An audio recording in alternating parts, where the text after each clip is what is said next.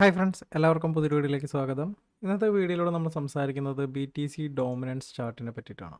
അപ്പോൾ എന്താണ് ഈ ഒരു BTC ഡോമിനൻസ് നമ്മൾ നോക്കുകയാണെന്നുണ്ടെങ്കിൽ എന്താണ് ഡോമിനൻസ് ആദ്യം നോക്കണം. അതായത് ഡോമിനൻസ് എന്നതുകൊണ്ട് ഉദ്ദേശിക്കുന്നത് ടോട്ടൽ മാർക്കറ്റിലെ ഇൻവെസ്റ്റ്മെൻറ്റിനെയാണ് ഡോമിനൻസ് കൊണ്ട് ഉദ്ദേശിക്കുന്നത്.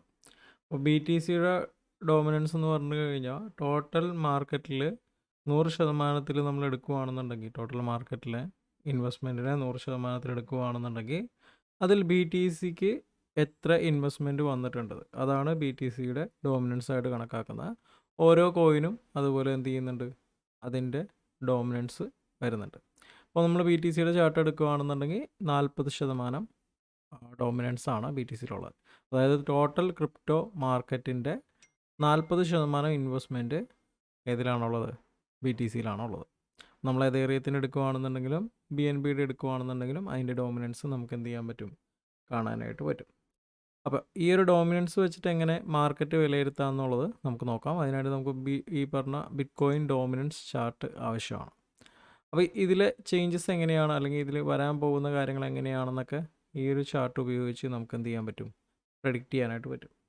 ഉദാഹരണം, BTC ഡോമിനൻസ് ഇൻക്രീസ് ആവുകയും BTCയുടെ ഡോമിനൻസ് ചാർട്ടാണിത്. നിങ്ങൾക്ക് ട്രേഡിംഗ് വ്യൂവിൽ ലഭിക്കും. ഗൂഗിളിൽ പോയി BTC ഡോമിനൻസ് ചാർട്ട് എന്ന് സെർച്ച് ചെയ്ത് കഴിഞ്ഞാൽ ട്രേഡിംഗ് വ്യൂവിൻ്റെ ഈ ഒരു ലിങ്ക് കിട്ടും. അതിൽ നിങ്ങൾക്ക് കാണാനായിട്ട് പറ്റും. അപ്പോൾ ഇതിൽ ഈ പറഞ്ഞ 6 രീതികളാണുള്ളത്. ഒന്ന്, BTC ഡോമിനൻസ് ഇൻക്രീസ് ആവുകയും BTC ഇൻക്രീസ് ആവുകയും ചെയ്ത് കഴിഞ്ഞാൽ ഓൾട്ട് എല്ലാം തന്നെ ഡിക്രീസ് ആവും. അതായത് BTC ഡോമിനൻസ് കൂടുകയും BTCയുടെ പ്രൈസും അതിനൊപ്പം തന്നെ കൂടുകയും ചെയ്ത് കഴിഞ്ഞാൽ ഓൾട്ടിൻ്റെ പ്രൈസ് വളരെയധികം ഡിക്രീസ് ആവും.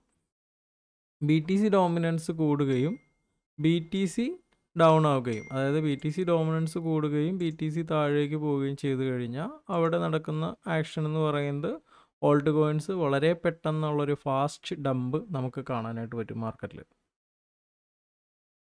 BTC ഡോമിനൻസ് ഇൻക്രീസ് ആവുകയും BTC സ്റ്റേബിൾ ആവുകയും ചെയ്ത് കഴിഞ്ഞാൽ, അതായത് BTCയുടെ ഡോമിനൻസ് വളരെ പെട്ടെന്ന് കൂടുകയും BTCയിൽ പ്രൈസിൽ വലിയ വേരിയേഷൻ ഒന്നുമില്ല, ഒരു സൈഡ് വേസ് മൂവ്മെൻറ്റ് വലിയ വേരിയേഷൻ ഒന്നും ഇല്ലാതെ സ്റ്റേബിളായിട്ട് മൂവ് ആവുകയാണെന്നുണ്ടെങ്കിൽ നമുക്ക് എക്സ്പെക്റ്റ് ചെയ്യാൻ പറ്റുന്നത് ആൾട്ടിൽ എന്ത് ചെയ്യുന്നു, ഒരു സ്റ്റേബിൾ ആയിട്ടുള്ളൊരു ഫേസ്, അതായത് നമുക്ക് ആൾട്ട് അക്യുമുലേറ്റ് ചെയ്യാൻ പറ്റിയൊരു ടൈം പീരീഡായിട്ട് അതിനെ കണക്കാക്കാനായിട്ട് പറ്റും.